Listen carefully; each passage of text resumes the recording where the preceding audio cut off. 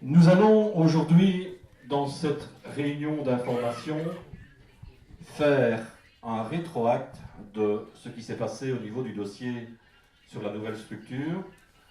Et donc, après, nous aurons un échange où tous trois, Serge Piteljon, mon collègue côté francophone, et Jean-Pierre Gossens, mon collègue côté néerlandophone, nous allons essayer de répondre à un certain nombre de questions que vous vous posez. Il est clair que, et je le dis déjà, nous ne serons pas en capacité de vous expliquer, ou du moins de vous donner des réponses à tout aujourd'hui, parce que même hier soir, le sinistre Magnette n'était pas capable lui-même de répondre à toutes nos questions.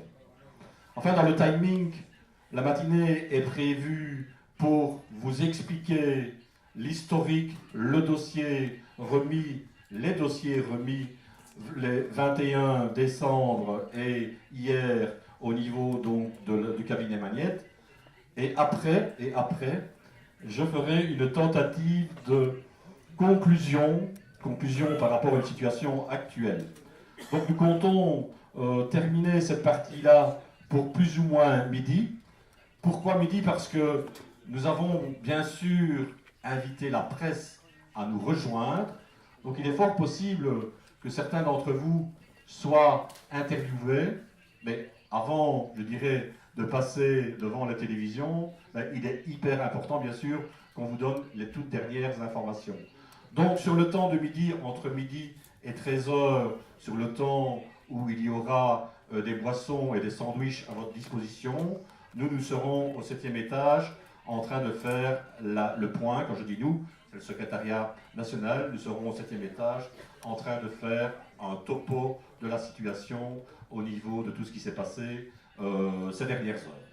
Alors, pour ne pas perdre plus de temps, mes camarades, donc je vais céder la parole à Jean-Pierre, et donc ainsi qui va nous faire, je dirais, l'historique, le Gustinendis de Nota et du dossier Magnette. Merci. Eerst en vooral voor de Nederlandstaligen hebben de gewestelijke bestendige secretarissen, ik weet niet dat zit met de Franstaligen, de attesten voor straks. Voor alle duidelijkheid, de gewest per gewest zijn dus de attesten bij de... U zegt staan nu van achter niet hoor. Maar met de micro spreken ze staan nu van de... Ah, dus dat werkt niet op het...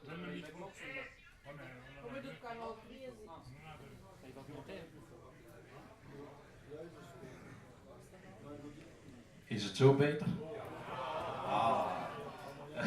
Voor de Nederlandstaligen wil ik eerst al vooral zeggen, hebben ze mij hier gezegd, dat dus de attesten voor de sociale promotie bij de bestendigen zijn van de gewesten waar je bij aangesloten bent en waar je via ingeschreven bent.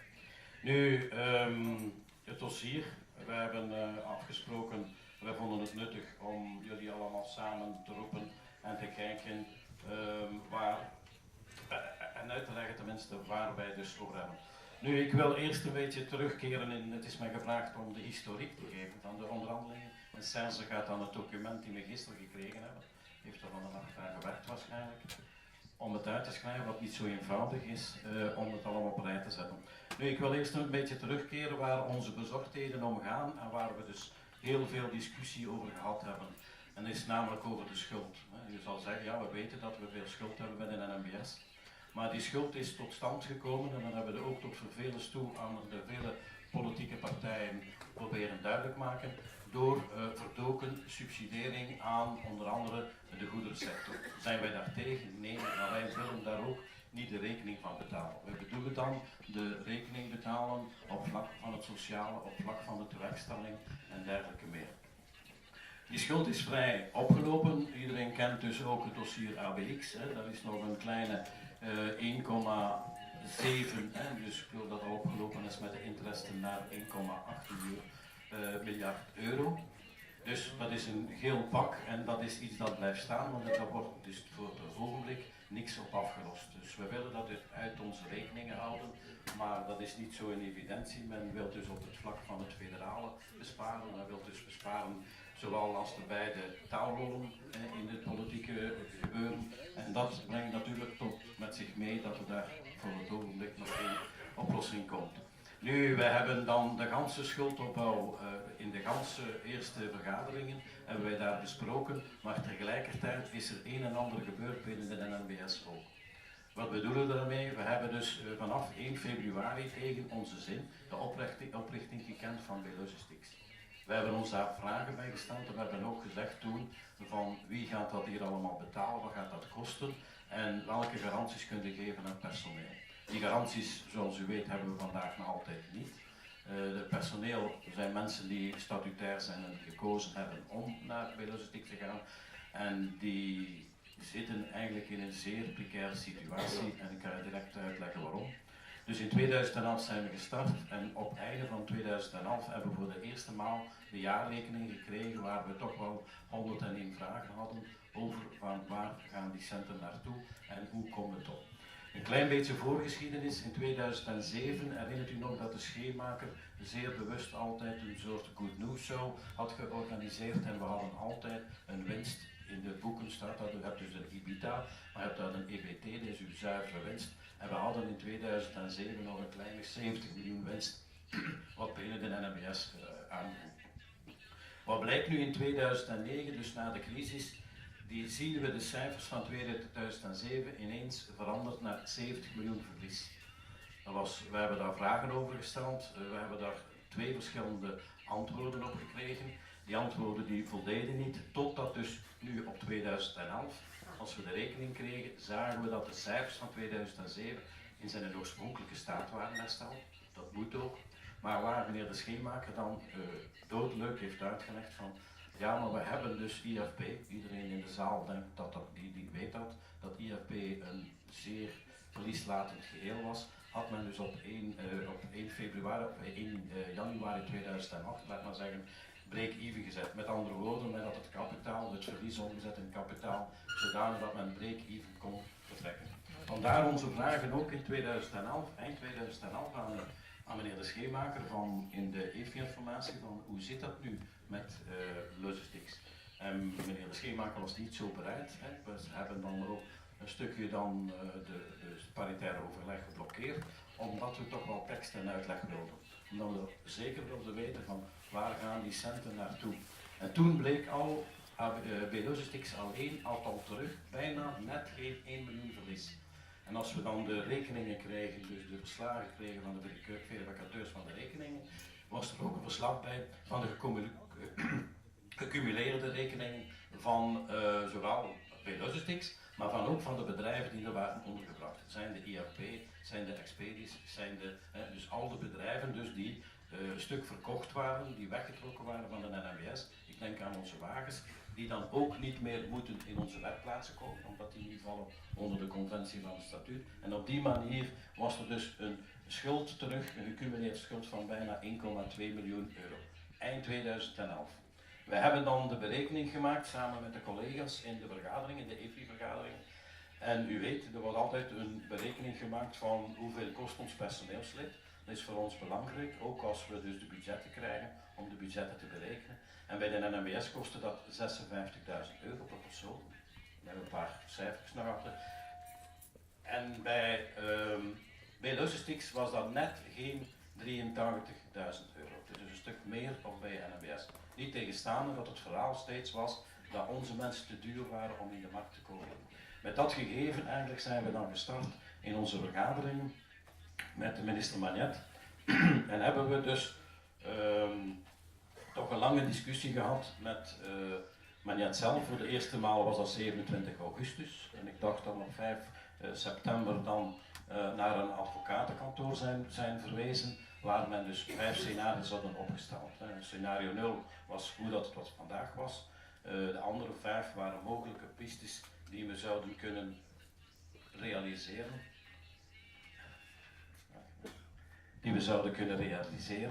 En wij konden daar geen vergelijking vinden. Wij hebben tijdens die vergaderingen dan ook toch wel wat duidelijk uitgelegd. Op een bepaald moment heeft men dus de geschiedenis weergegeven, wat historisch is, wat kan weerhouden worden en welke schulden er zullen uitgewerkt worden of verdeeld worden tussen de bedrijven. Hoe dat die verdeeld worden, dat was op dat moment nog niet duidelijk. maar ik ging ervan uit dat het dus bij de beide bedrijven zou zijn. In de eerste vergadering zijn ook onmiddellijk de opmerkingen gemaakt, opmerkingen in de zin van zeker het sociale, zeker het opsplitsen en aangedrongen op een geïntegreerde structuur, omdat ons dat het meest logisch lijkt. Op 21 september hebben wij terug zo'n vergadering gehad en die vergadering kwam eigenlijk na een ETF-bijeenkomst die wij gehad hebben in Berlijn over de structuren van de NMBS. En het was juist de beurs waar ze locomotieven verkopen, Trans 2012 noemt dat, waar dus ook de NMBS aanwezig was, en verschillende colloquiums. En wat stelden wij vast aan alle specialisten eigenlijk, en verschillende landen die hebben kunnen lezen, ook wel geïnteresseerd waren of gingen terugkeren naar een geïntegreerde structuur, of er zeker willen naartoe werken. Met dat gegeven en met de gegeven dus van het standpunt van Staten-Generaal in verband met hetgeen dat in Duitsland is gebeurd, zijn we dan eigenlijk teruggekeerd met de overtuiging dat moet toch een item zijn dat we toch kunnen halen gezien in de omliggende landen toch ook in die richting gewerkt wordt of wil gewerkt worden. Er is volop een discussie in de Kamer van Nederland, is er daar discussie over om dus toch de twee terug samen te voegen en een betere samenwerking te hebben, omdat die dezelfde problemen hebben als ons. De vele problemen die we kennen dus op vlak van reizigersvervoer, op vlak van personeelsbeheer, de frustratie van ons personeel die eigenlijk zijn diensten niet altijd 100% kan uitvoeren, omdat er niet altijd overleg mogelijk is met de mensen dus die betrokken zijn in de productie, hebben we dus toch geprobeerd aan de minister duidelijk te maken van zo gaat dat dus niet, het is verkeerd. We kregen niet altijd ongelijk, dat is een feit, maar er was altijd wel het terugkerende effect dat hij vernoemde van we hebben dus 6 partijen. Wij moeten met alle 6 en de liberalen willen toch wel per se 2 structuren gezien de verkiezingen in aantocht komende. Willen ze toch wel wat zetels hebben in de raad van bestuur. Dat hebben we nooit onder stoelen of banken gestoken, ook naar de buitenwereld niet. En op het uitvoerende bureau is dan ook beslist om op 3 oktober, en dat weet u, te staken. We hebben dus op 3 oktober die actie gehad en op 5 oktober onmiddellijk hebben wij dus een bijeenkomst gehad met de minister, vrij vlug, tot onze grote verbazing eigenlijk.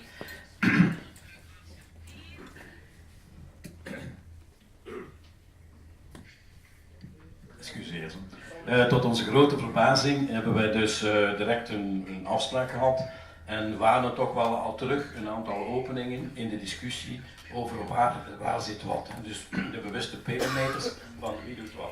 Dus als je de eerste voorstellen hebt gezien, hadden we een zeer zware infrastructuur.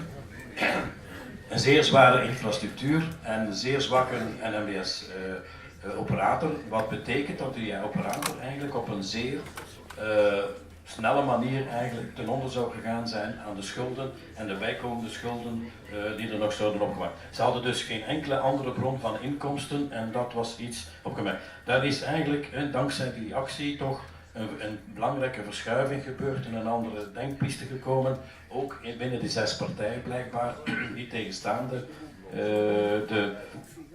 de opmerkingen van het vorige.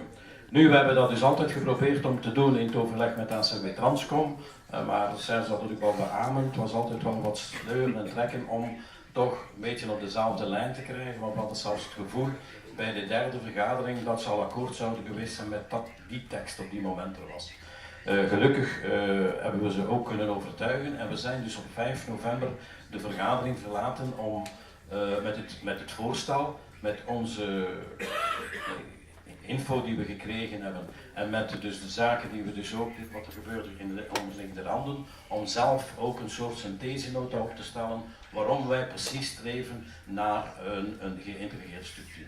We hebben dus die synthesenota gemaakt, niet zomaar uit de losse hand, maar met dus mensen dus die toch verantwoordelijk zijn voor de Franse spoorwegen, studies van professoren die dus op ETF zijn uiteengezet en die dus ook pleiten voor een zeer sterke infrastructuur, zeker geleerd met de staat en als het even kan ook geïntegreerd om die zaak goed aan het rijden te krijgen en in belang van de reizigers, zeker in de toekomst naar de Europese reizigers, toch een goede dienstverlening te kunnen organiseren. Nu, zoals u weet, 5 november, we hebben dan een vergadering gehad op 9 november en we hadden dan beslist met de besturen dat we dezelfde week eigenlijk nog, het is iets later, ik heb een datum overgeslagen, sorry, op 19 november, 17 oktober tenminste, hebben wij beslist in onze besturen dat we toch eerst een overleg zouden, zo vlug mogelijk terug een overleg moesten hebben, want het kleine dat gewijzigd was, dat dat niet voldoende was, en wij van de minister wilden horen hoe de zaak kon geëvolueerd worden. Nu, we hebben geprobeerd om de vrijdag een afspraak te maken.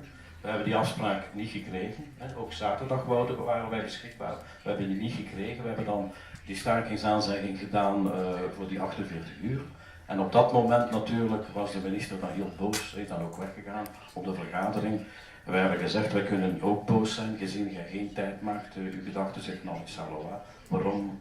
Wij hebben toch een zeer gevoelige materie. Ik denk dat dus een herstructurering uitschrijven op 21 pagina's, die hoofdzakelijk bestaan uit slides. Als je dat uitschrijft, de werkelijke herstructurering, heb je met moeite 4 A4'tjes. En dat is toch geen herstructurering die een bedrijf met 38.000 mensen waardig is om zo een herstructurering op poten te zetten. Uiteindelijk hebben we dan toch gedaan wat we afgesproken hebben. En we hebben op 19 november in samenwerking met TCV Transcom het ganse verloop kunnen op papier zetten. Maar ik denk dat we een zeer goede synthesenota gemaakt hebben om te ondersteunen waarom dat we dus de geïntegreerde structuur werken. We hebben alle elementen daarin gestoken, het gebeuren in het omringende en ook een beetje het technische. 19 november hebben we dat afgegeven en tot 19 december hebben wij van de minister niks gehoord. Het was dus heel stil. Wij hadden dan signalen, want we hebben wel beiden in de taalrollen toch onze partners in de partij proberen te overtuigen en we hebben ook die gelegenheid vele malen gehad. En op die manier is er dan toch druk gekomen dat we een afspraak gekregen hebben op 20 december, de dag voor de kern in december.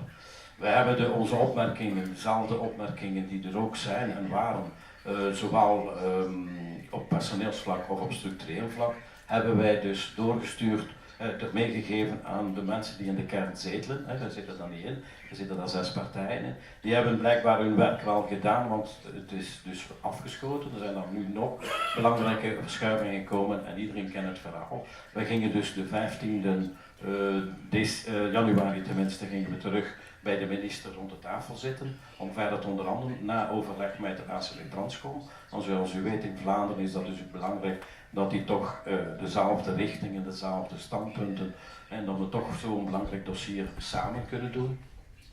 Maar wat blijkt nu, heeft dus gisteren in de kern het document voorgelegd die Serge Seffers gaat even toelichten. Wij waren verrast, wij waren nu boos. Gisterenmorgen denk ik niet dat het nuttig was om ons te bellen. We waren dus niet te spreken, om het zo maar te zeggen. Maar er zijn nog wel wat signalen gekomen dat er dus gisteren, maar daar laat ik aan Serge over, van er is dus nog manoeuvreerruimte. Hoeveel, en dat zullen we nog zien in de komende dagen en maanden. Ik zou nu aan Serge vragen om, goed, continuer le dossier.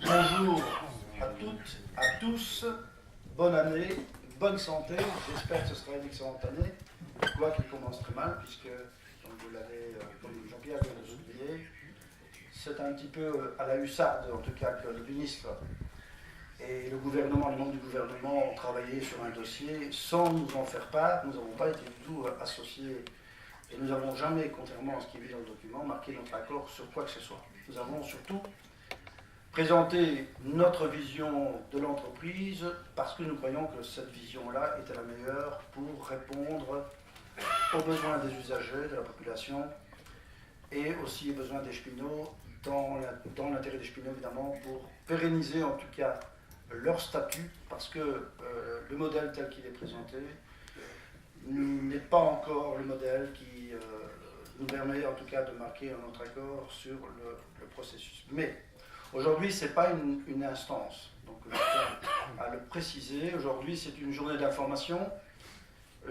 C'est le hasard qui a voulu que nous soyons présents aujourd'hui pour vous informer. Mais en réalité, nous ne savions pas que nous allions être reçus de cette manière, en tout cas chez le ministre. Quelque part, c'est peut-être aussi une chance pour nous, puisque ça nous permet en tout cas d'avoir une petite idée de ce que vous pensez, en tout cas sur le dossier. C'est aussi l'occasion de mesurer la température du terrain, puisque vous êtes des gens du terrain. Quelles sont vos inquiétudes, vos préoccupations? Qu'est-ce que vous attendez de nous? Je pense que ça, on devra en débattre évidemment dans les instances. Les instances se réuniront assez rapidement d'ailleurs à ce sujet. En tout cas, moi, je vais tenter de présenter la réforme de manière la plus objective possible, sans tabou et sans me laisser emporter par l'émotion, parce que vous pouvez comprendre que le dossier tel qu'il est présenté là, c'est quand même une des attaques les plus graves vis-à-vis des cheminots qu'on ait connues. C'est une des attaques, je pense que les anciens, il y en a un qui se cache dans le coin, mais je le vois, hein, José, a certainement le sentiment aussi que cette attaque, elle est directe vis-à-vis des cheminots, vis-à-vis du statut. Et même si on veut nous rassurer, on veut nous faire croire en tout cas que tout va bien se passer, on a eu écho également que certains politiques s'exprimaient déjà pour contredire ce qui avait été dit hier, on l'a d'ailleurs signifié au ministre, à savoir de dire que demain, dans une société moderne, il faudra quand même prévoir que pour l'avenir, il y aura 2 HR distincts où la gestion du personnel se fera des 2 côtés. Mais le ministre a démenti. Je pense que nous n'avons pas affaire à un ministre qui est un menteur, ni un tricheur. Nous pouvons lui faire confiance. Alors, ça c'est un élément quand même à soulever. Moi je pense que aussi, d'entrer dans le vif du sujet, que le comportement du ministre est inacceptable pour nous. Nous sommes heurtés, fâchés, frustrés, en colère. Les cheminots, on peut dire, je pense que je peux parler à votre nom, sont en colère par rapport à ce que le ministre est en train de nous faire. Nous traiter, comme Michel l'a souligné dans la presse, dans la boue, un manque de considération, pas de consultation des partenaires sociaux. Moi, je pensais que nos amis socialistes auraient quand même essayé, en tout cas, de travailler un peu plus avec nous. Je pense aussi que c'est la première fois qu'un ministre socialiste se comporte de la sorte. C'est certainement une nouvelle technique qui est inspirée, comme je le dis, des consultants. On pense que ça va être la même chose. Mais en tout cas, ce qu'on peut dire, c'est que les cheminots n'oublieront pas. Puisqu'ils ont décidé, nous allons tenter en tout cas de travailler pour renforcer ce qui nous reste à renforcer. Nous allons voir comment nous allons nous positionner dans les prochains jours. Mais nous ne nous oublierons pas parce que le projet doit être plus ou moins ficelé dans l'année en cours, 2013, voire peut-être 2014. Et donc nous n'oublierons pas parce que 2014, vous savez qu'il y a une autre échéance, et cette échéance, évidemment, elle sera importante. Si le ministre ne se trompe pas, d'ailleurs c'est un peu comme un de mes collègues m'a fait remarquer tout à l'heure, il y a un article dans la presse, le FMI ne s'était pas trompé non plus quant aux économies à réaliser. 1 euro économisé, c'est autant d'économies dans le PIB. En réalité, dans un journal, on dit le contraire maintenant. Chaque euro perdu parce qu'on fait des économies, c'est 3 euros de moins pour le PIB. Donc ce sont nous n'avons pas le sentiment, en tout cas, qu'il a pu prouver que le projet qu'il présente est pertinent. Nous avons aussi le sentiment que le projet qu'il nous a présenté est plutôt un accord politique, un équilibre politique pour permettre aux uns et aux autres de retrouver leur place ou de garder leur place au sein de l'entreprise. Je veux donner comme exemple les 3 CIO. Un des 3 va disparaître, mais les 2 autres, même si à un moment donné ils avaient une attitude qui donnait l'impression qu'ils étaient un peu de notre côté, ils ont été retenus en tout cas pour être maintenus dans l'entreprise, même si à la limite ils étaient opposés à la structure. Mais quand on leur dit, écoutez, on a un accord pour vous, on va vous installer comme patron de la SNCB, évidemment la donne va changer. Donc on peut quand même le soulever également. Alors, il faut quand même aussi reconnaître que depuis 2005, la ponctualité n'est plus au rendez-vous. Nous avons un problème sérieux au niveau de la ponctualité. Certains diront que c'est la structure. Moi, je pense que ce n'est pas la structure, c'est le comportement des hommes au sein de l'entreprise. Cette entreprise aurait dû fonctionner. Si on tient compte de ce qui a été prévu dans la loi et donc qui est passé à la commission paritaire 2004-2005, normalement, les trois entreprises devraient travailler ensemble. Ce n'était plus le cas à la fin. C'est pour ça que c'est scandaleux qu'on retrouve les mêmes individus à la tête de la nouvelle entreprise alors qu'ils n'ont pas joué le jeu depuis le départ. Ça, c'est profondément scandaleux. Pour ce qui est donc de la partie opérationnelle, nous pouvons penser que des aménagements étaient nécessaires, si j'arrive à le dire. Mais ces aménagements ne se font pas spécialement comme nous l'entendions. Donc, on y reviendra. Mais en tout cas, c'est vrai que dans le projet que nous avons présenté le 19 novembre, nous aurions cru qu'on allait s'inspirer largement de ce projet, mais il y avait plutôt un accord politique au Cairn, et donc les syndicats, amusez-vous avec un projet, mais de toute façon, on n'en tiendra pas compte. Quelques éléments ont été retenus, il y a eu des modifications de dernière minute, il y en aura encore, il y a encore des discussions sur la rédaction des textes de loi, puisque là, il va falloir regarder un peu sur le plan juridique également. Mais ce qu'on peut retenir, c'est que fondamentalement, on ne peut pas dire qu'il y a eu de grands changements par rapport à la note du Cairn du 15 juin. Et que depuis le début, depuis cette note du Cairn du 15 juin, les cheminots sont opposés au modèle proposé par le gouvernement. Même si ce dossier a donc évolué, on y reviendra, mais on n'est pas pour autant convaincu, en tout cas, que c'est le meilleur projet pour les cheminots et pour les usagers. Il n'y a donc jamais eu d'accord de la part des syndicats. La méthode utilisée est donc contestable, mais donc voilà les grandes lignes, en tout cas, de l'analyse un peu politique avant d'entrer dans le vif du sujet. Nous dirons aussi que nos préoccupations, c'était le statut, c'était l'emploi, la structure, la dette, et l'aspect clientèle, évidemment, parce que nous aussi, on est lié directement à la clientèle, puisque quand la clientèle est mécontente, ça se ressent fortement chez les cheminots, puisqu'ils sont bien souvent des ambassadeurs du rail. En parlant d'ambassadeurs du rail, il faut savoir que la note dont on va vous donner quelques explications aujourd'hui, beaucoup de cheminots ont reçu par SMS hier soir, la confirmation que sur le site web de la SNCB, il y a un slideshow sous format PDF qui est sur le site, puis l'explication sommaire du dossier. C'est dire qu'il y a une vive inquiétude de la part quand même des partenaires qui sont censés demain mettre en place cette structure, puisqu'ils ont voulu communiquer justement pour être le plus rassurant possible vis-à-vis des cheminots. Donc, en tant que militants, nous allons bien sûr pouvoir le dénoncer également, mais sachez-le, si vous n'avez pas vu, en tout cas, c'est déjà une attitude, encore une fois, de la part du management qui est assez contestable. Alors, nous avions toujours souhaité cette structure intégrée, parce qu'il y avait effectivement au niveau européen des tendances, et les Français notamment ont choisi la structure intégrée, les Allemands le veulent aussi, les Hollandais reviendront en arrière. Et pourquoi? Parce que nous avons le sentiment qu'un seul patron, un seul employeur était la seule condition pour que les cheminots puissent être rassurés par rapport au modèle présenté.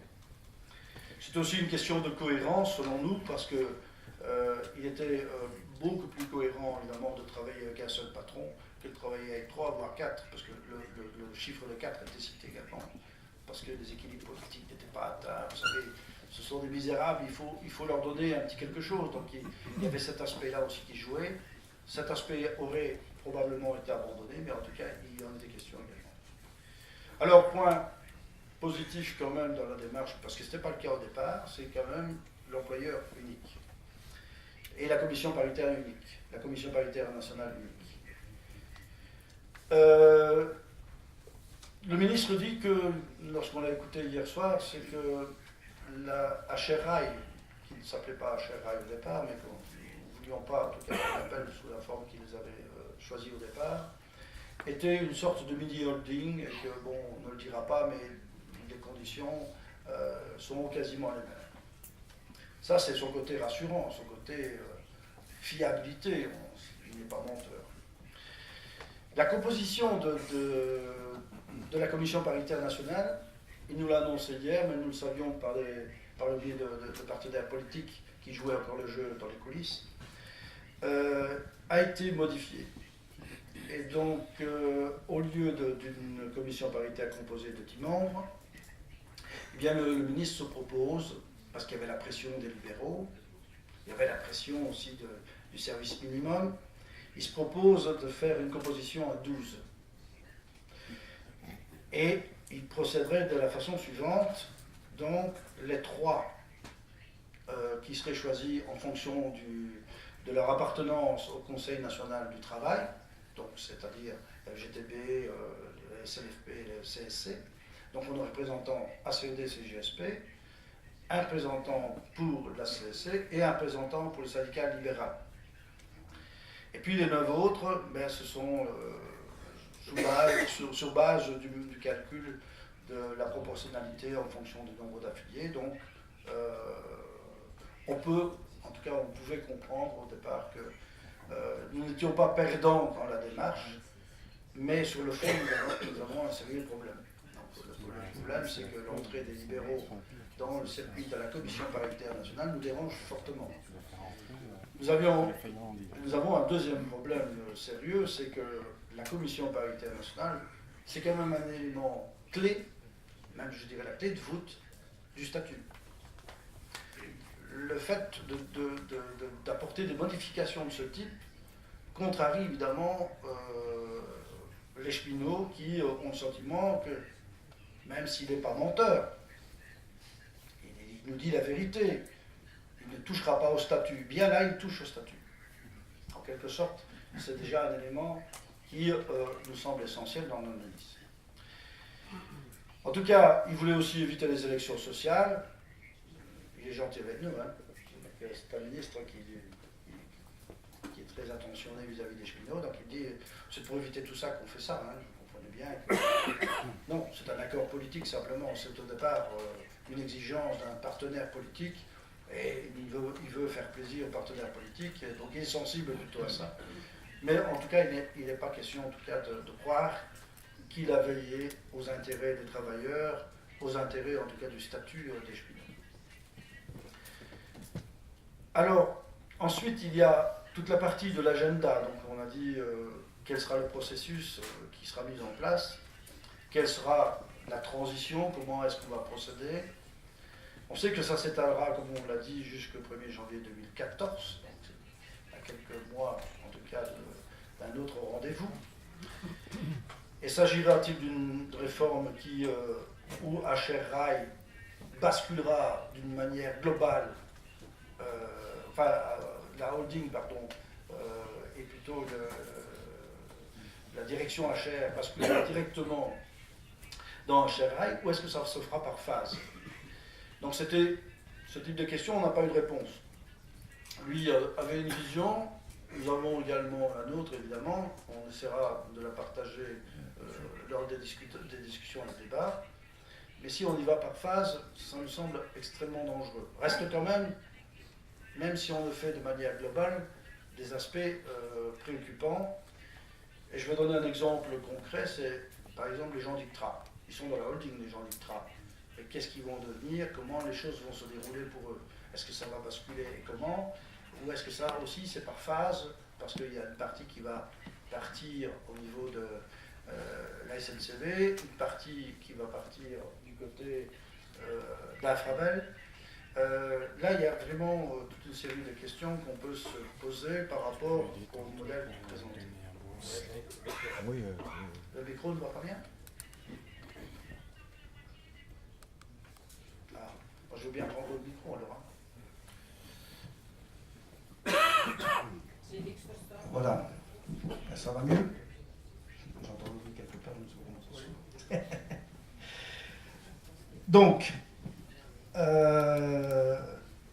Donc il y a des incertitudes, il y a des questions qu'on peut se poser, donc les gens ne seront pas rassurés. Je crois qu'il est peut-être trop tôt aujourd'hui pour donner des réponses à toutes les questions. On doit aussi les poser. Encore un problème?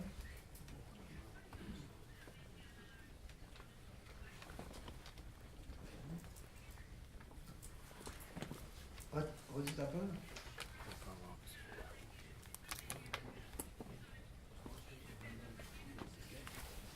D'accord. Je vais essayer de le coincer comme Jean-Pierre le faisait. Donc, alors, bien sûr, on a parlé de l'Europe, et donc le modèle présenté s'inspire de l'exigence européenne, donc on ne va pas rentrer trop dans le détail là-dessus, on a déjà eu l'occasion de le faire, donc les deux CIO qui seront choisis, l'un sera pour Infrabel, donc, et l'autre pour la SNCB. On sait, évidemment, tout à l'heure on l'a dit, qui pourrait être retenu ou est retenu déjà aujourd'hui. Ils s'occuperont essentiellement de la partie opérationnelle, mais il existe donc des zones d'ombre que nous allons essayer en tout cas de dégrossir au fil des jours et des semaines à venir avec le cabinet Magnette. Alors il y a aussi un dossier qui ne peut pas être dissocié selon nous, c'est le dossier concernant les investissements. Là aussi, nous avons beaucoup d'inquiétudes sur les investissements dans les régions, les parties rurales, etc., l'abandon de toute une série d'investissements. Et on souligne que nous l'avions déjà dit, et je pense dans la note nous l'avons précisé, nous avons pris connaissance aussi d'un consultant qui s'appelle le Boston Consulting Group, qui avait attiré l'attention au niveau européen, pas pour le dossier belge, hein, mais européen, comme quoi, pour qu'une entreprise soit efficace, donc il faut impérativement, et c'est le point le plus important, de bons investissements. Le modèle suisse coûte très cher, mais il y a de bons investissements, j'en ai l'exemple. Donc c'est un élément essentiel, et comme on le vit, nous savons que l'emploi y est aussi directement lié. Nous savons aussi que sur le plan opérationnel, les conséquences peuvent être notoires. On peut imaginer aussi que des trains seront supprimés, des lignes seront supprimées, donc il y a cette inquiétude-là aussi qui existe et qui n'apparaît pas dans la réflexion. Et comme on sait qu'il y a la dette, comme on sait qu'il y a aussi la dette de l'État, les dotations, tout ça va devoir être pesé pour qu'on ait en tout cas des perspectives plus rassurantes. Il y a toute la problématique liée à cela, donc de la mobilité, de la ponctualité et directement évidemment de l'offre à la clientèle. Alors, quelle est la réponse qu'on pourrait apporter dans ces conditions, évidemment, à la demande de l'usager? Nous n'avons pas le sentiment, en tout cas, que ce projet tel qu'il est présenté par le ministre. Le micro, de nouveau? Ah, on n'entend pas dans le fond. Je finis par l'avaler ce micro. Alors, quelle sera l'offre? Donc, par rapport à la croissance qu'on va attendre en termes de voyageurs. Hein, vous savez que l'emploi a diminué considérablement. Hier, on l'a souligné. C'est un des points essentiels à nos yeux également. Cet emploi qui disparaît, évidemment la désertification des gares, l'automatisation dans les gares, etc., le côté accueil clientèle, l'offre aux clients, ne sont pas convaincus que c'est très pertinent. Et donc, on a beau présenter le document, vous verrez, quand vous irez le voir sur la 3 web, on a l'impression qu'avant c'était très compliqué, maintenant ça va devenir très simple. Je pense que c'est beaucoup plus complexe que ça. Je pense qu'il y a des paramètres qui vont permettre une amélioration, j'en suis convaincu, mais si on ne met pas les moyens financiers pour y parvenir, nous pensons que le voyageur n'y trouvera pas son compte et les cheminots perdront leur emploi. Ça, nous en sommes convaincus, d'autant qu'il y a la dette qui doit aussi être mise en balance dans cette affaire. Alors, ponctualité, oui, dans la nouvelle configuration, nous avons évidemment fait une proposition pour dire que le trafic contrôle et le dispatching voyageur, LDV, était un élément essentiel. Ils se sont précipités pour modifier un petit peu le processus, mais nous ne sommes pas convaincus que les trains roulent plus à l'heure aujourd'hui qu'il y a quelques mois. Donc il y a un autre problème certainement qui doit être lié à certains choix. Nous pensons que les investissements, le manque d'entretien du matériel, ce sont d'autres éléments qu'on a tendance à oublier, mais il y a la qualité aussi de ces entretiens qui semble être important. Alors quand on dit que pour demain, pour le plan de transport qui est reporté, nous avions dit que le plan de transport est un élément extrêmement important à nos yeux et qu'il n'était pas question d'imaginer une seconde, pour le ministre en tout cas, que ce plan de transport se passerait bien si les cheminots n'acceptent pas la réforme telle qu'il nous présente. Je pense qu'il était pris de panique en quelque sorte aussi pour qu'il reporte le plan de transport à plus tard. Ce plan de transport est pourtant essentiel aussi pour les voyageurs. Comment est-ce qu'on peut donner, en tout cas, une image où on va apporter des améliorations en termes d'accueil, de ponctualité, si on reporte la décision? Ce plan de transport s'inspirait du modèle suisse. Tiens. On avait dit que plusieurs fois la Suisse était citée en exemple parce que les Suisses étaient toujours en avance par rapport à la libéralisation, étaient toujours en avance par rapport à toute une série de structures qu'ils modifiaient. Et on avait demandé qu'on retienne le modèle suisse, qui est un modèle intégré. Mais on retient seulement le modèle suisse quand ça les arrange, c'est-à-dire par rapport au plan de transport. Alors il y a le régulateur. Alors quelle sera la force du régulateur? Quel sera son rôle? Son périmètre élargi. Il devrait intervenir au niveau des conventions de transport. Il y aura des conventions de transport qui ne remettront pas en question les contrats de gestion, écrit-on dans la note d'ailleurs, et il sera l'arbitre en cas de différend. Bon, c'est à suivre aussi dans la discussion, mais en tout cas, c'est un élément en tout cas qui apparaît. Alors, beaucoup d'incertitudes sur les matières qui touchent à la fois les cheminots, mais aussi les usagers, ça on l'a déjà dit plusieurs fois. L'avenir du trafic marchandises, puisque là aussi on en parle, B Logistics. Nous avons noté, et Michel est intervenu dans ce sens-là, que dans la note telle qu'elle existe aujourd'hui, on parle toujours de 6,9% de la partie SNCB Holding, enfin de la holding tout court, et pour la SNCB, 93,1%, donc ça c'est la clé de répartition. Que deviennent les 6,9%? Pas de réponse. On ne sait pas, on n'avait peut-être pas vu que le texte était libellé de cette façon-là. Et alors il y a B-Freight Services aussi, il a été une fois d'un côté, une fois de l'autre, il retourne de l'autre côté. Ce qu'on retient, c'est qu'il reviendrait à la SNCB, et paraît-il, le clanement ne voulait pas de B-Freight Services parce qu'il ne faut pas que ça lui coûte 1 euro. Voilà dans quel contexte, évidemment, il faut travailler. Et puis, on parle aussi d'un plan de redressement qui est en cours depuis le mois de juillet. Ce plan de redressement, parce que la situation financière s'aggrave de jour en jour au niveau de B Logistics, c'est encore une inquiétude supplémentaire. Nous n'avons aucune garantie par rapport au fret. Donc, si nous avons des cheminots liés aux marchandises, eh bien, c'est une inquiétude supplémentaire par rapport à leur avenir. Le cadre général, avant de revenir sur HR Rail, donc, la SNCB, entreprise publique autonome, donc société anonyme, un conseil d'administration désigné avec les membres désignés par arrêté royal, la présence des régions, là aussi ça fait partie de l'accord gouvernemental, mais le nombre et les gens qui seront désignés, ça reste encore à définir, donc il doit encore y avoir des accords certainement là-dessus. Ça nous fait dire aussi que nous sommes intéressés de veiller aux intérêts des cheminots dans le cadre de ce conseil d'administration. Vous savez que c'est en amont, en tout cas, que nous allons avoir l'information. Si nous voulons vérifier que les trois sociétés, puisqu'il y a quand même 3 sociétés, travailleront ensemble, nous devons vérifier aussi que les décisions qui sont prises en amont vont respecter les engagements qui ont été pris. Donc, nous allons attirer l'attention sur le fait que tout notre intérêt, en tout cas, de pouvoir siéger dans ces instances pour vérifier évidemment si les intérêts des cheminots sont défendus comme c'est prévu.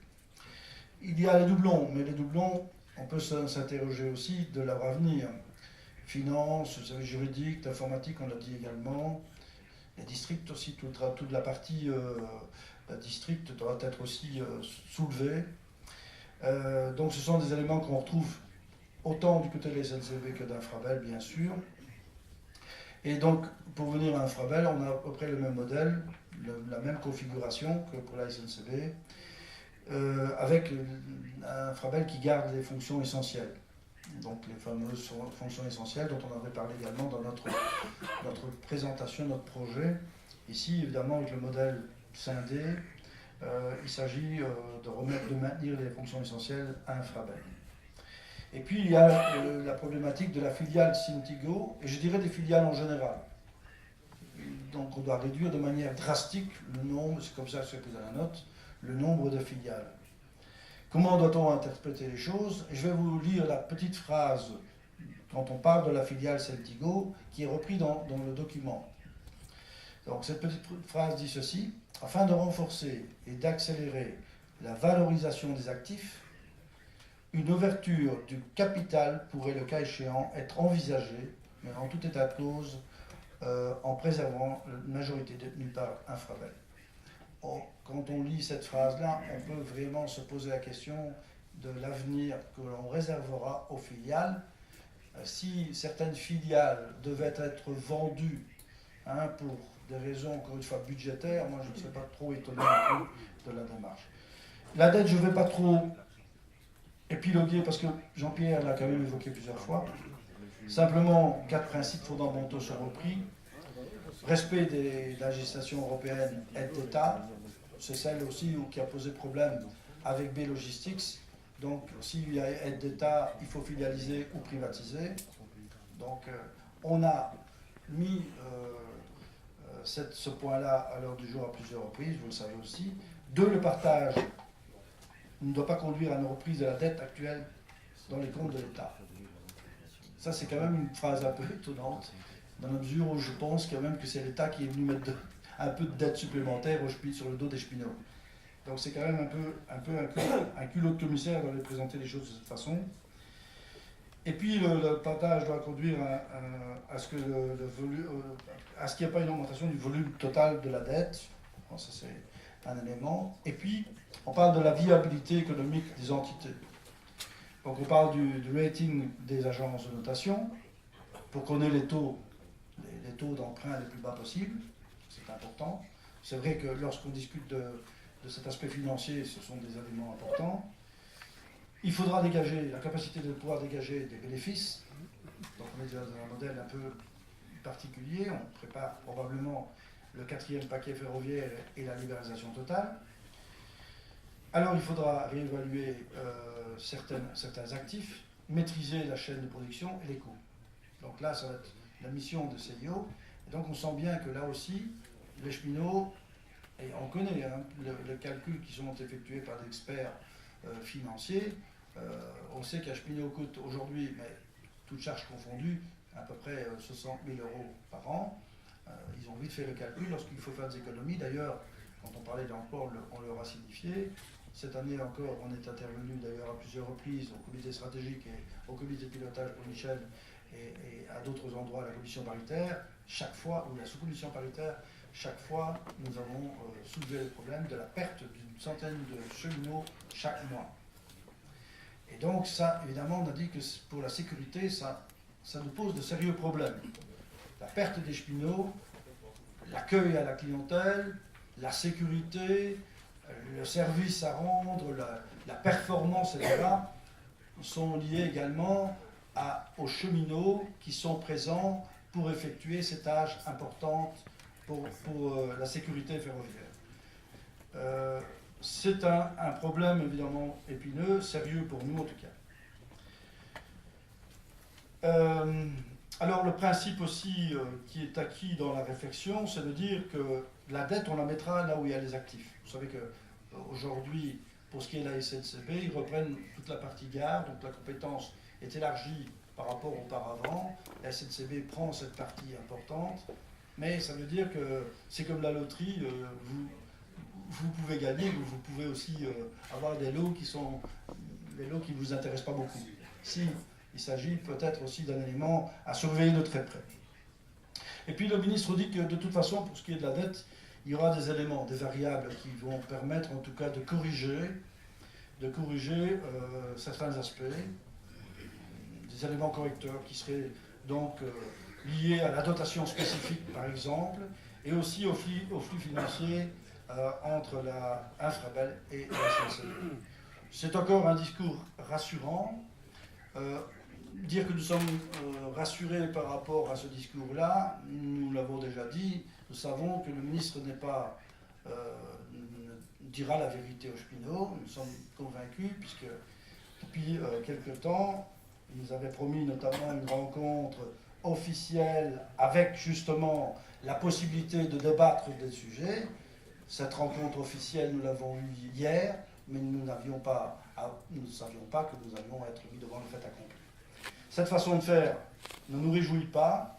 Nous allons évidemment la discuter au sein de nos instances très prochainement et nous allons voir quelle réponse nous allons apporter à une attitude qui est plus ou moins, qu'on peut appeler de méprisante, en tout cas vis-à-vis des cheminots. Sur la concertation sociale, donc la concertation sociale, on lui a dit que nous aurions aimé une meilleure concertation sociale que celle qui nous a été présentée jusqu'ici. Nous sommes déçus évidemment de cette façon de travailler. Cette concertation sociale ne nous agrée pas. Elle n'est pas à l'image de ce qu'on aurait pu espérer en tout cas.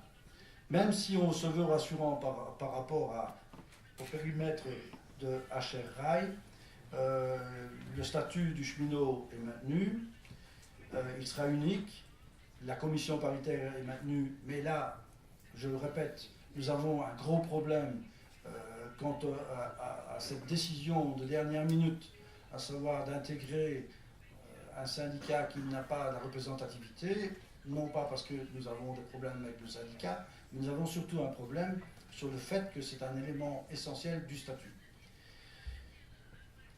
Alors, HR Rail sera une filiale de l'État, de la SNCB et d'Infrabel. Donc on a cette proportion qui semble être rassurante, mais dont on veut évidemment vérifier que dans les textes, nous allons retrouver les éléments qui sont les éléments moteurs.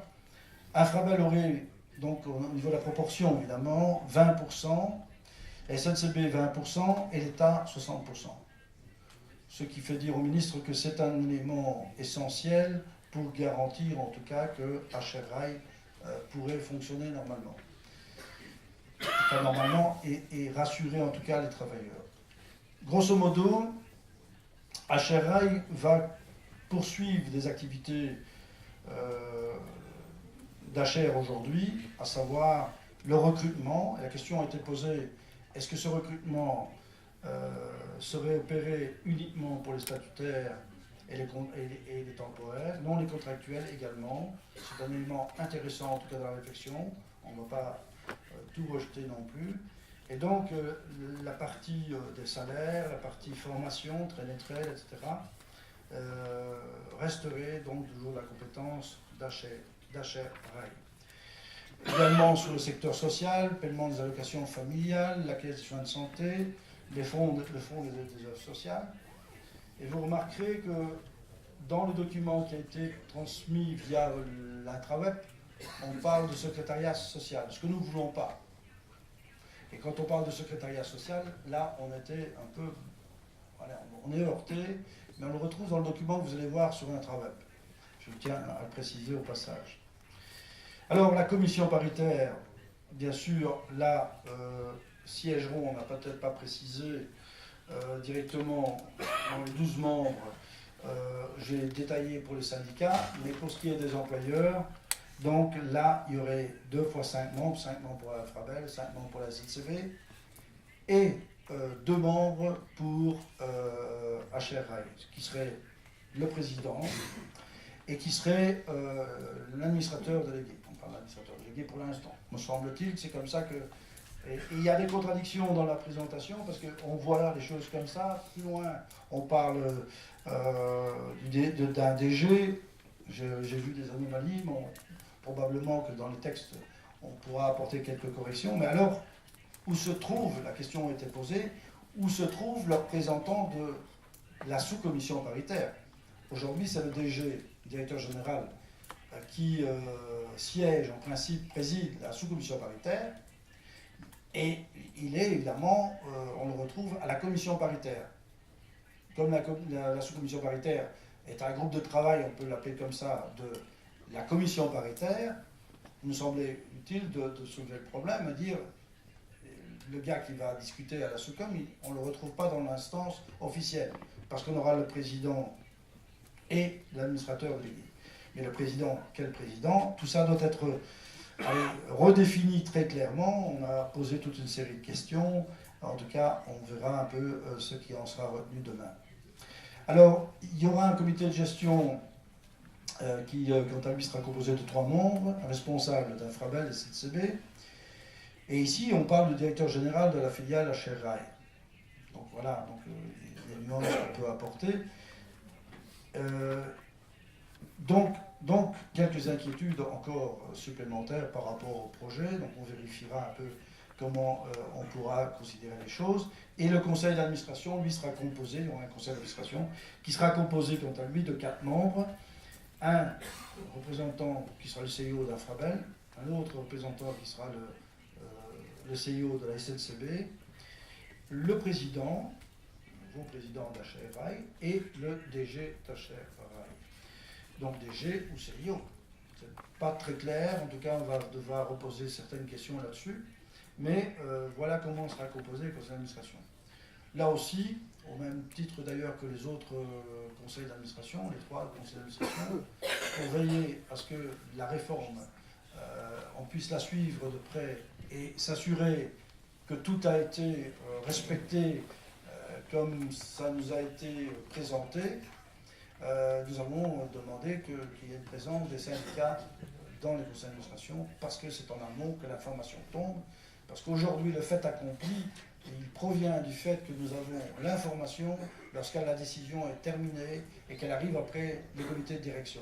Ça, c'était quand même un élément important, je voulais le soulever avec vous, parce qu'il ne s'agit pas de nous servir pour aller dans un conseil d'administration, mais bien d'avoir une information essentielle pour nous permettre en tout cas de veiller à ce que les intérêts des cheminots soient respectés. C'est quand même un élément qui nous semble important dans cette réflexion. Voilà, grosso modo, je sais que les puristes diront que c'est incomplet. C'est un document qui est difficile évidemment à analyser. J'ai essayé de ne pas entrer dans les détails trop techniques. Je pense qu'au travers de questions que vous allez poser, je pourrai encore répondre, mais en tout cas, nous n'avons pas, et je vais conclure de cette façon-là, ni hier, ni un autre jour, décidé de marquer notre accord sur ce dossier.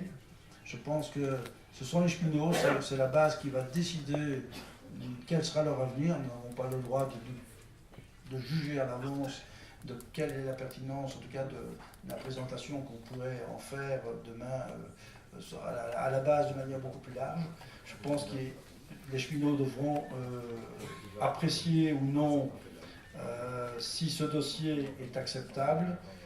Nous sommes bien sûr très fâchés par rapport à la méthode, mais nous avons essayé malgré tout de rester le plus objectif possible.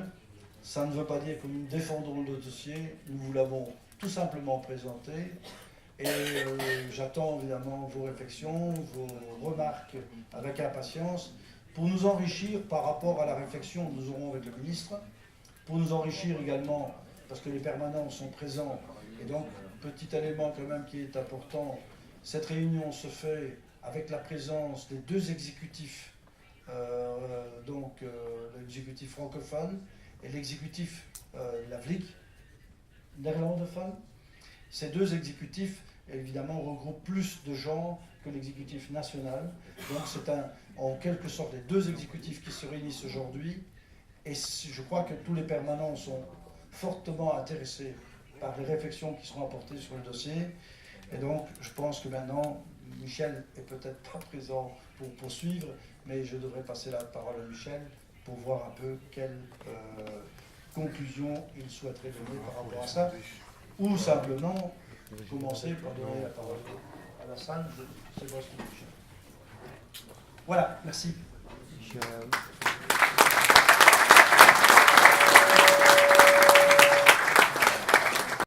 Nous avons eu du mal à faire passer le fait qu'il allait sans doute falloir passer par des actions plus dures, parce que maintenant les gens sont assez près de leurs sous, et quand on parle de grève, ils se révoltent. Donc on s'est mis à la base à découvert. Maintenant, aller expliquer à tous ces gens-là que de toute façon, on va tirer sa culotte devant le ministre, pour moi, c'est inacceptable. Et je suis, comme vous l'avez dit tout à l'heure, vous étiez très fâché. Moi, je suis outré, fâché et scandalisé de la façon dont ça se fait et de la façon dont on présente le projet. Parce que là, même pour moi, ici, on n'a pas besoin d'expliquer le projet. Parce que le projet qu'on ne veut pas, ben, il n'y a pas besoin d'en discuter. C'est pas ça qu'on veut, donc il n'y a pas besoin de nous présenter. Hein. Moi, quand le peintre vient chez moi, que je lui dis que je vais repeindre ma maison en jaune, s'il me présente une panelle de couleur verte, je ne choisis pas une couleur verte, c'est jaune que je veux. Donc on ne veut pas d'une société divisée en deux groupes, on veut une société intégrée. Un point, c'est tout. Ça, c'est la régionale du centre. Maintenant, j'espère que tous les régionales vont prendre la parole aussi et essayer de suivre dans ce combat-là. Aussi bien parti francophone que néerlandophone. Parce que pour finir, si ça continue ainsi, hein, moi je vais vous prendre un exemple. Que ce soit pour tout le monde, cheminots et tous les ouvriers du pays. Dans 20-30 ans, on va se retrouver aux grilles des entreprises et on va embaucher pour une journée les gens qui auront du boulot pour 30 personnes. Les 40 autres, ils iront chômer ou ils retourneront chez eux. Donc il faut mettre un frein total à cette fuite ultra-libérale. Et dès maintenant, c'est dès maintenant qu'on fait des actions. On est ici bien nombreux, je ne sais pas où on pourrait aller se faire remarquer, mais au lieu de retourner à sa maison chacun de son côté, on est bien ici tous en groupe. Moi j'ai tout ce qu'il faut dans ma mallette, j'ai la casquette, j'ai le sifflet, j'ai tout. Moi je vais bien aller empêcher les gens de travailler là-bas. Hein. Ceux qui nous foutent des bâtons dans les roues, qui veulent nous faire retourner avec des sabots dans les roues et venir travailler en sabots, moi je vais bien leur mettre mon pain sur la figure.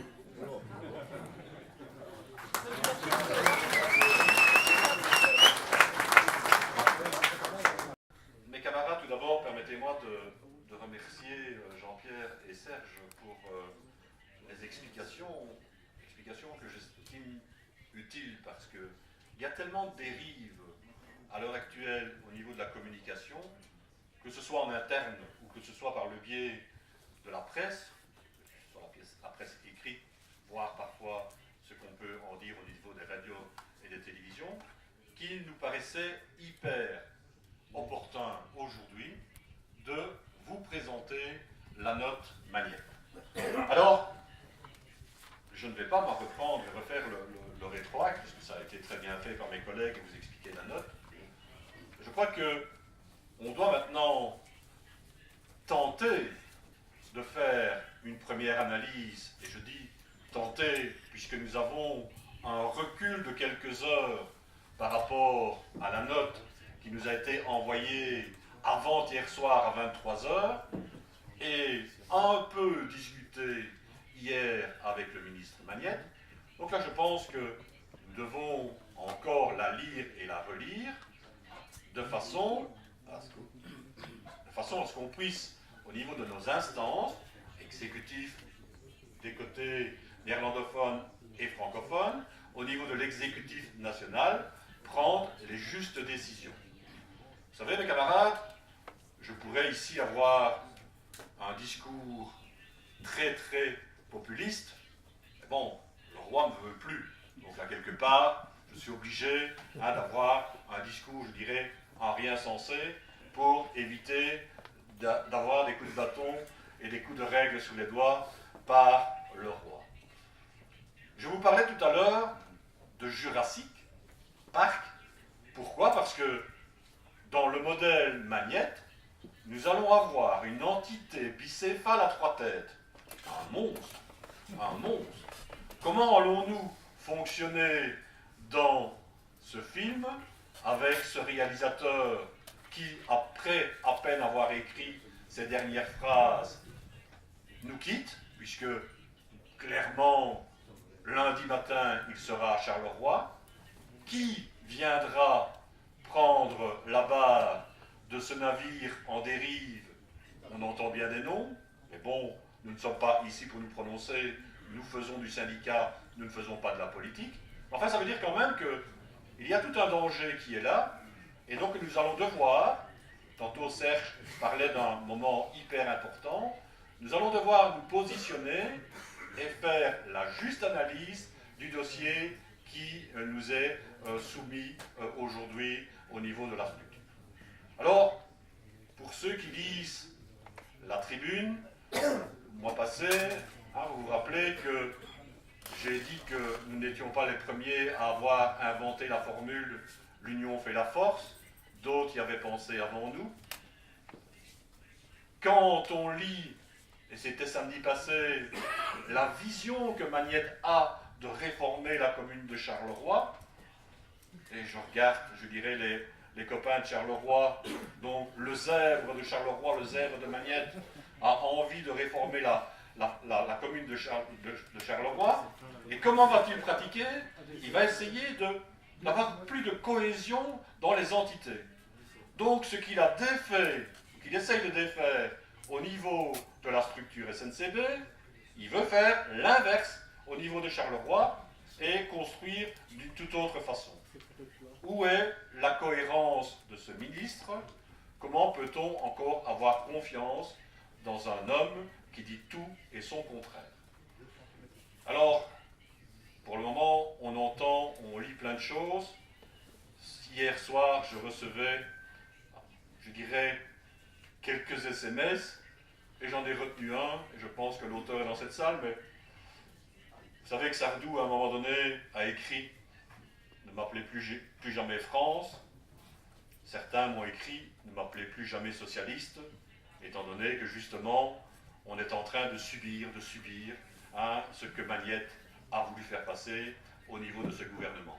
Certes, il n'est pas seul, puisque ce sont, je dirais, 6 partis qui, hier, au niveau du Cairn, ont pris la décision d'assassiner les cheminots, en proposant cette structure, ce monstre, comme je le disais tout à l'heure, de façon à ne pas écouter ce que nous avons demandé au niveau du document qui avait été remis au mois de novembre au niveau du Front commun syndical, et le fait de ne pas avoir repris une majorité de demandes du Front commun, nous estimons que nous, en tant que responsables syndicaux, les représentants du secteur cheminot, nous estimons que le ministre traîne les cheminots dans la boue en pratiquant de cette façon. Alors, je vous disais tout à l'heure, aujourd'hui il était prévu d'être une centaine, et tout à l'heure je vous ai remercié d'ailleurs pour votre participation, parce que, donc ça veut dire que si la salle est full, ça veut dire que l'inquiétude est là, qu'il faut absolument faire en sorte qu'il y ait des réactions. Et je dis des réactions, bien sûr, nous en aurons, j'ai déjà entendu le camarade tout à l'heure prendre position, nous en aurons. Nous avons fait en sorte que le bureau exécutif national, qui était programmé pour le jeudi, dans un timing classique, puisqu'on devait rencontrer Magnette le 15, donc il était prévu le 17, donc automatiquement notre exécutif national se réunira ce mardi à 13h30, de façon là à déjà prendre des décisions. Et vous savez aussi que nous faisons partie d'une organisation syndicale, et quand on fait partie d'une organisation, quelque part, nous sommes organisés, et donc les décisions seront prises lorsqu'on organisera, bien sûr très rapidement, un comité national où nous réunirons les camarades de la COD et de la CGSP. Alors, comme j'ai pour habitude de dire, pour ceux qui lisent, pour ceux qui entendent, pour ceux qui ont l'occasion de véritablement se pencher sur le dossier de la structure SNCB, ça veut dire vous tous. Depuis quelques semaines, depuis quelques jours, nous étions rouges de honte. Aujourd'hui, nous sommes rouges de colère. Mais si nous sommes rouges de honte, c'est parce que, quelque part, nous sommes de plus en plus gênés de dire que nous sommes cheminots. Pourquoi? La multitude de dossiers qui sortent par le biais de la presse, notamment, journée porte ouverte dans un train, investissement, le plan de transport, la position des CIO, des hypocrites, mes camarades, des hypocrites. Lundi, nous étions, Jean-Pierre et moi, au niveau du comité de pilotage, et là, Haag, Dusquet et l'Allemand nous demandaient pour savoir quelle était l'évolution du dossier concernant la note Magnette. Quand je dis hypocrite, je suis plus que sympa. Je devrais utiliser d'autres mots, mais quelque part, je ne me permettrai pas aujourd'hui de les utiliser. Alors, quand on voit cela, et quand on voit la connotation négative que vient ajouter Magnette, le gouvernement et Magnette, au dossier de la structure, ben là, il est clair que quelque part, on se doit de se poser toute une série de questions, et de se poser des questions à de multiples vitesses. Pourquoi? Parce que demain, et Serge vient de vous donner la ventilation, le département HRI a un secrétariat social qui devrait vivre pendant des mois, des années, nous n'y croyons pas. Donc là, nous devons de réagir. Alors, réagir, bien sûr, c'est de deux façons. Dire oui et non, ça ne suffit pas. C'est clair.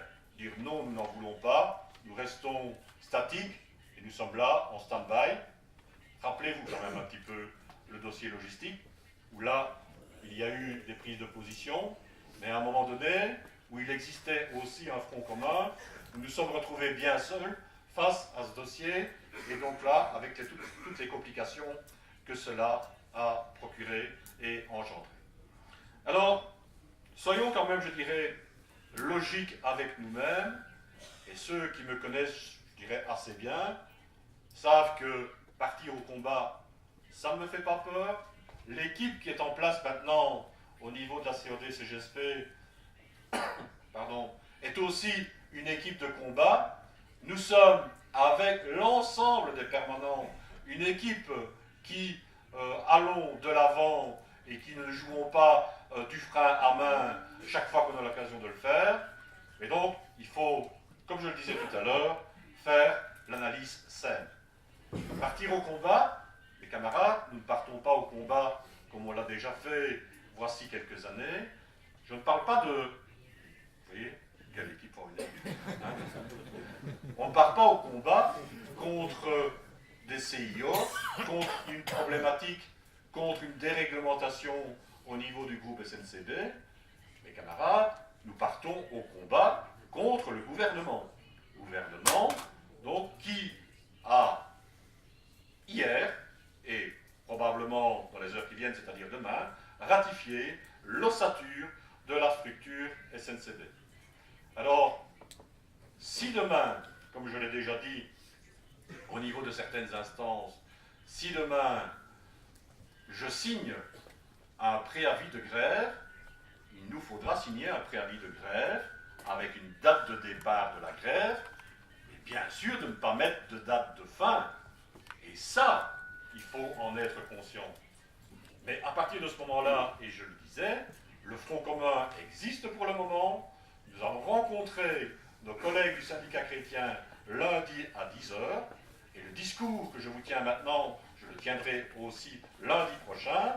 Il faut qu'on soit groupir, comme on le disait dans un certain film, pour faire en sorte que ce soit l'ensemble des cheminots qui aillent de l'avant et se bagarrent.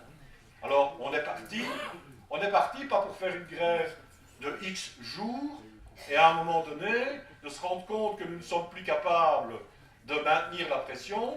Non, on part en grève, le temps qu'il faudra, et comme je l'entendais tantôt, on ne recommence pas tant qu'on n'a pas obtenu le service, structure intégrée. Ça, c'est un combat. Ça, c'est un vrai combat. Maintenant, je le disais, c'est le discours de notre organisation syndicale. J'espère qu'on pourra, à un moment donné, avoir un relais, même si c'est un relais verdâtre. Mais de ce côté-là, ce matin, j'étais avec Dominique Dalme à Matin Première, et déjà, dans son discours, j'entendais déjà qu'on essayait d'atterrir. Merci. Alors, mes camarades, quand on voit un petit peu comment les CC, AC Transcom, sont en train de discuter, on sent déjà qu'un nom se profile en tant qu'administrateur d'HRI, et le nom qui est déjà un petit peu placardé sur tous les murs de la galerie Agora, c'est le grand retour de Michel Bovy, non pas comme le retour du président de la CSC, mais comme le futur CIO de HRI. Ce qui veut dire que dans des conditions pareilles, on va se retrouver un peu seul, et d'un autre côté, on entend dire aussi, parce que nous sommes ici pour parler vrai, on entend dire aussi que on va essayer de faire plaisir à la COD-CGSP, on va essayer de faire plaisir, et là, moi je pense que je vais vous faire rire, en gardant l'allemand à l'infrastructure comme PS, grande victoire mes camarades, et en mettant comme nouveau boss de la SNCB, Yanni, qui quitterait la holding et qui serait quelque part muté vers le nouveau bocal SNCB. Alors, quand on voit tout ça, force est de constater que nous avons deux choix. Vous allez me dire, vaut mieux qu'un, mais deux choix. Le premier, je viens de vous l'expliquer, je viens de vous le ventiler, et donc là, par rapport à cette situation, il faut être conscient que ce sera un combat de très longue haleine. Mais au risque d'en décevoir certains, la deuxième solution n'est pas non plus une solution miracle. La solution, je dirais, la deuxième qu'on peut envisager, c'est de dire que on fonce, vous m'entendez, dans des négociations avec le nouveau cabinet Magnette, où là aussi, on pourra aller mettre des mines sur l'organisation de la structure et encore démontrer par A plus B que le système ne fonctionne pas. Je m'explique. Au niveau du dernier choix, du choix qui a été fait hier, certes, je vous ai expliqué que maintenant, les gares seront propriété de la SNCB. Au niveau du choix du personnel de security, tout le personnel qui s'occupe soit des personnes, soit des bâtiments, et bien là, automatiquement, ils vont dépendre aussi de la SNCB. Il y a quand même, je dirais, un non-sens où demain, les gares seront propriété de l'opérateur, alors qu'en principe, ne me faites pas dire ce que je ne dis pas, je ne suis pas le défenseur, je dirais, de la libéralisation du marché, mais qu'en principe, il faudra aussi que ces gares soient mises à disposition d'autres opérateurs qui passeront, et donc là, par rapport à l'Europe, il y a quelque chose qui ne fonctionne pas.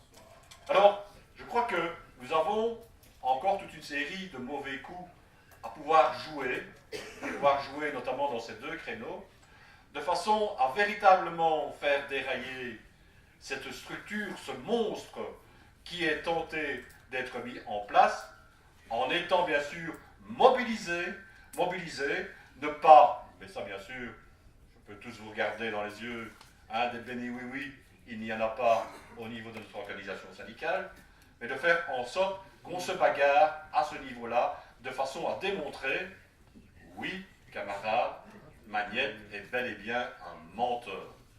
Il est un menteur puisque quand il nous fait un listing de tout ce qu'il a réalisé pour les cheminots, eh bien, il n'y a quasiment rien au niveau de son argumentation qui tient la route. Et le plus bel argumentaire, Serge vous l'a donné tout à l'heure, il ne bouge pas au statut du cheminot. Cet homme, cet hypocrite, est un menteur, car en modifiant la commission, le nombre de membres de la commission paritaire, eh bien là, automatiquement, il met un doigt dans l'engrenage. Alors, ne parlons plus de confiance, Faisons en sorte qu'on se bagarre, faisons en sorte qu'on aille de l'avant et qu'on puisse défendre bec et ongle, je ne vais pas dire les intérêts des cheminots, non, je vais parler de nos intérêts et de faire en sorte, justement, camarades, que notre combat soit une réussite. Mais je reviens au risque de me redire, analysons bien, très bien la situation, analysons et faisons en sorte que l'analyse nous puisse nous donner un résultat de force, que pour savoir que demain nous partirons dans des épreuves de longue haleine, mais ici, je le dis bien, par correction, je ne peux pas vous dire les gars, on y va, il faut qu'au niveau des régionales, dans toutes les régionales, qu'il y ait un débat qui s'installe et de savoir exactement vers quoi on pourra aller. Qu'on choisisse le nom et qu'on parte au combat pour des jours est une chose. De toute façon, si nous nous inscrivons demain dans le système avec la structure à deux, de toute façon là, en fonction de l'accompagnement de cette espèce de réforme, nous devrons aussi aller au combat. La façon la plus facile, justement, c'est de dire non et on n'accompagne pas. La façon la plus difficile sera d'être totalement présent lors de toutes les négociations par rapport à ce projet pour soit de faire capoter au niveau de l'Europe, soit de faire en sorte que demain il y ait encore une viabilité au niveau de la SNCB.